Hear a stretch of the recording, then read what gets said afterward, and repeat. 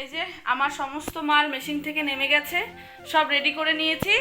এখন কি করব, প্যাকিং করব, আর আমি রেডি হব মাল দেওয়ার জন্য। ম্যানিকুইন একটা মাল পরিয়ে রেখেছি শাড়ি, সেটা একটু দেখো কেমন হয়েছে। ব্লাউজ শুদ্ধ শাড়ি, এই যে একটা সেট, এটা একটা ব্লাউজ, আর এই যে রেডি টু ওয়্যার শাড়ি তৈরি করেছি। কেমন হয়েছে জানিও। আর সমস্ত মালও দেখাবো। আমি একটু রেডি হইনি, কী কী রেডি করলাম অবশ্যই তোমাদের সঙ্গে শেয়ার করব। এই যে আমি রেডি হয়ে গেছি, তো চলো পরপর করে সমস্ত কিছু তোমাদের সঙ্গে শেয়ার করি। আমার এই যে বস্তা রেডি হয়ে গেছে, মানে সব পরপর বের করব এবং ঢোকাবো ভাঁজ করে করে। এখানে অনেক কাজ আছে এখনও, মানে কিছু দড়ি আছে যেগুলো স্কার্টে ভরতে হবে, অনেক কিছু কাজ আছে। শুধু কি সেলাই সেলাই ছাড়া অনেক কাজ থাকে, প্রপারলি মাপে মাপে কাজ করতে হয়। যেহেতু ডিজাইনার কাজ দেখো, সেহেতু সমস্ত কিছু মাথায় রেখে সবসময় করতে লাগে।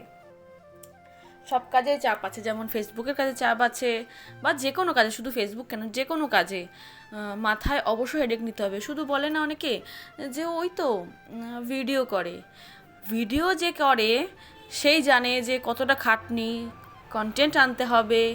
এমন নয় যে তাদের কোনো খাটাখাটনি করতে হয় না, এডিটিং করতে হবে, সারাদিনেরই কাজ থাকে। যারা যে কাজ করে তারাই জানে সে কাজে কতটা গুরুত্ব বা কতটা কষ্ট। যে যেটা করে সে সেটাতে বোঝে, তাই না? দূর থেকে দেখলে হবে যে ভিডিও করে, ভেঙচি দিলে হবে? কখনোই হবে না। তো আর কি বলবো ভিডিও করা নিয়ে, বেশি বললে পরে এই ভিডিওতে শেষ করতে পারবো না। তো দেখো, একটা সারারা বানিয়েছি, এটা স্লিভলেসে। প্যান্টটা দেখো, আমার মেয়েটা ক্যামেরাটা ভালো ধরতেই পারিনি। ঠিক আছে, কোনো ব্যাপার না, ছোটো মানুষ তো, ক্যামেরা ধরেছে, যা ধরে দিয়েছে তাই অনেক। একটা সাইড হয়ে গেছে। তোমরাই বলো এই ড্রেসটা কেমন লাগছে? খুব সুন্দর লাগছে। তারপর ভাঁজ করে পরপর করে আমি ব্যাগে ভরে নিলাম।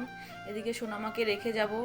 রোজ দিনই যখনই আমি রেখে যাই ওকে, মানে যখনই আমি যাই মাল দিতে বা যে কোনো জায়গায়, ওর তখনই ও বুঝে যায় যে আমি কোথাও যাচ্ছি, যে আমি রেডি হই, তখনই ও খুব দুষ্টুমি করে। নয় পটি করবে, নয় ওর বমি হবে, নয় খিদে পাবে, নয় কিছু, পর পর কিছু চলতেই থাকে। তো সোনামা হওয়ার পরে আমার সত্যি ভীষণ কষ্ট হয় কাজ করতে। যেহেতু সিজার হয়েছে, আমার বড় মেয়ে কিন্তু একদমই সিজারে হয়নি, বড় মেয়ে হয়েছে কি বলবো নর্মালে। তখন আমার 21 বছর বয়স ছিল, আর সোনামা যখন হয় তখন আমার 30 ক্রস করে গেছে, যার জন্য হয়তো এরকম অসুবিধা। মানে আমার যে ব্যাকে যে ইঞ্জেকশনটা দিয়েছে, সেই ইঞ্জেকশনেরই অসুবিধা হয় কি না, মানে এত কষ্ট হয় কি না জানি না। আগে যেমন দিন রাত আমি কাজ করতে পারতাম, আমি সেই জিনিসটা এখন আর পারি না, আমার খুব কষ্ট হয়। একটু মেশিনে বসলেই ঘাড়ে যন্ত্রণা করে, তার পায়ে যন্ত্রণা করে, নিচু হয়ে কাটতে পারি না। মানে এক এক এক এক সময় এক এক রকম হয়। যেহেতু আমার শাশুড়ি দেখো সব ভিডিওতেই বলেছি রান্না করে দেয়, তার জন্য আমি কাজ করতে পারি। তো আমি সব ব্যাগপত্র রেডি করে নিয়েছি, এই যে আমি গাড়ি বের করছি। আমাদের খুবই সামান্য ছোট্ট একটু জায়গা, যার যেখানে আমি কাজ করি সেখানে আমার গাড়ি থাকে। এই যে গাড়িটা যে বের করব ভীষণ অসুবিধা, এই গাড়ি বের করার ভয়ে আমি কোথাও যাই না, গাড়ি বের করি না। তুলতেও অসুবিধা, নামাতেও অসুবিধা। তো বেশিরভাগ সময় তোমার দাদাভাই বের করে দেয়, কিন্তু আজকে আছে তো বললাম থাক আমি নামাচ্ছি।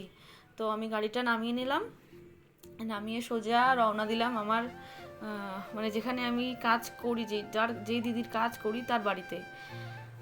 বাইরেটা পুরো অন্ধকার, মেয়ে বললো যে মা বাইরেটা অন্ধকার, আমি আর ক্যামেরাটা বাইরের দিকে নিলাম না। তো বললাম ঠিক আছে, কোনো ব্যাপার না। এই যে দেখো চলে এসেছি কাজ দিতে দিদি বাড়িতে। এসে সমস্ত কাজ আমি দিয়ে দিলাম, তারপরে এই যে মানে বানানোগুলো দিয়ে দিলাম। এবার দিদি কিছু অর্ডার তুলেছে, সেগুলো আমি বস্তায় পুরে নিচ্ছি। অনেক কাজ দিয়েছে, মানে বলতে গেলে অনেকই। এগুলো করতে অনেক সময় লাগবে। যে মেয়েটা কাজ করে দেয় সেই মেয়েটা সামনে 2 সপ্তাহ মতন আসবে না। আমি সেই টেনশন করছি যে যদি 2 সপ্তাহ না আসে আমি কী করে কাজ করব।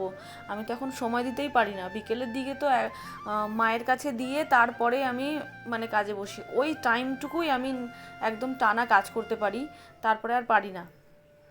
এই যে চলে এসেছি, বাড়িতে চলে এসেছি। এই যে সাদা ওড়নাটা ঝুলছে, এটা শাড়ি ঝুলছে আমার সোনা মাম্মাম। এই দোলনায় দোল খায়, আমি বসে কাজ করি। আমি বয়েই নিতে পারছি না। আমার পুরো ব্লগটা দেখার জন্য অনেক অনেক ধন্যবাদ বন্ধুরা, টাটা।